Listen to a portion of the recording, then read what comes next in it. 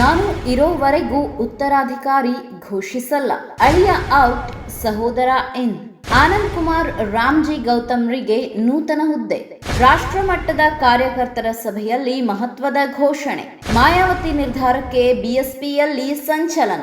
ನಾನು ಬದುಕಿರುವವರೆಗೂ ನನ್ನ ಉತ್ತರಾಧಿಕಾರಿಯನ್ನ ಘೋಷಣೆ ಮಾಡೋದಿಲ್ಲ ಅಂತ ಉತ್ತರ ಪ್ರದೇಶದ ಬಹುಜನ ಸಮಾಜವಾದಿ ಪಕ್ಷದ ಮುಖ್ಯಸ್ಥೆ ಮಾಯಾವತಿ ಹೇಳಿದ್ದಾರೆ. ಈ ಮೂಲಕ ಲಕ್ನೋದಲ್ಲಿ ನಡೆದ ತಮ್ಮ ಪಕ್ಷದ ಅಖಿಲ ಭಾರತ ಮಟ್ಟದ ಸಭೆಯಲ್ಲಿ ಅವರು ಹಲವು ತೀರ್ಮಾನಗಳನ್ನು ಪ್ರಕಟಿಸಿದ್ದಾರೆ. ಮಹತ್ವದ ರಾಜಕೀಯ ಬೆಳವಣಿಗೆಯೊಂದರಲ್ಲಿ ತಮ್ಮ ಪಕ್ಷಕ್ಕೆ ಹಿನ್ನಡೆಯಾಗುವುದನ್ನು ಅರಿತು ಮಾಯಾವತಿ ತಮ್ಮ ಸೋದರ ಅಳಿಯ ಆಕಾಶ್ ಆನಂದ್ ಅವರನ್ನು ಪಕ್ಷದ ರಾಷ್ಟ್ರೀಯ ಸಂಯೋಜಕ ಸೇರಿದಂತೆ ಎಲ್ಲ ಹುದ್ದೆಗಳಿಂದಲೂ ವಜಾಗೊಳಿಸಿದ್ದಾರೆ.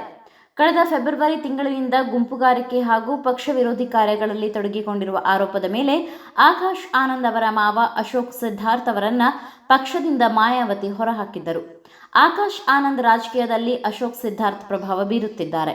ಅಲ್ಲದೆ ಆಕಾಶ್ ಆನಂದ್ ಪತ್ನಿ ಪ್ರಜ್ಞಾ ಮೂಲಕ ಅಶೋಕ್ ಸಿದ್ಧಾರ್ಥ್ ತಮ್ಮ ಪ್ರಾಬಲ್ಯ ಮೆರೆಯುತ್ತಿದ್ದಾರೆ ಎಂದು ಮಾಯಾವತಿ ಈ ಮಹತ್ವದ ನಿರ್ಧಾರ ಕೈಗೊಂಡಿದ್ದಾರೆ.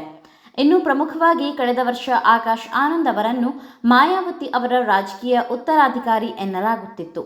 ಆದರೆ ಇದೀಗ ಮುಂಬರುವ ಚುನಾವಣೆಗಳು ಪಕ್ಷ ಸಂಘಟನೆಯ ದೃಷ್ಟಿಯಿಂದ ಹಲವಾರು ಘೋಷಣೆಗಳನ್ನು ಮಾಡಿದ್ದಾರೆ.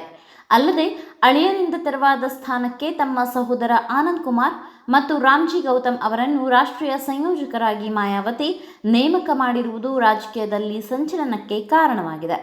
ಈ ಮಾಹಿತಿ ನಿಮಗೆ ಇಷ್ಟವಾಗಿದ್ದಲ್ಲಿ ಈ ಬಗ್ಗೆ ಕಮೆಂಟ್ ಮಾಡಿ, ವಿಡಿಯೋನ ಲೈಕ್ ಮಾಡಿ, ಶೇರ್ ಮಾಡಿ. ನಮ್ಮ ಚಾನಲ್ನ ಸಬ್ಸ್ಕ್ರೈಬ್ ಮಾಡದಿದ್ದಲ್ಲಿ ಬೇಗ ಸಬ್ಸ್ಕ್ರೈಬ್ ಮಾಡಿ. ಧನ್ಯವಾದ.